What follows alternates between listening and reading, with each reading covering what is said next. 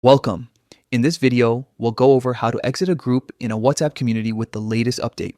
Whether you're organizing chats, keeping notifications under control, or just moving on from a discussion, this quick guide will show you exactly what to do, step by step.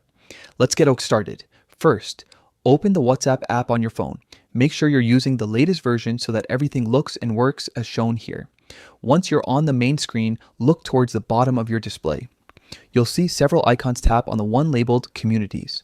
The Communities tab is where all your connected groups are stored under each community. Here, you'll see the list of communities you've joined. Choose the community that has the group you want to leave. When you open it, you'll find all the groups linked to that community. Next, tap on the specific group you want to exit. This will take you inside the group chat. Now, look up at the top of the screen and tap on the group name. This will open the group's details page where you can see members, media, and different settings related to the group. Scroll down through the options until you find Exit Group. It's usually near the bottom of the page. Once you tap it, WhatsApp will ask you to confirm your choice. Go ahead and select Exit to finalize it. After confirming, you'll no longer be a member of that group and you won't receive any new messages or notifications from it, and that's all it takes. You've successfully exited a group from a WhatsApp community.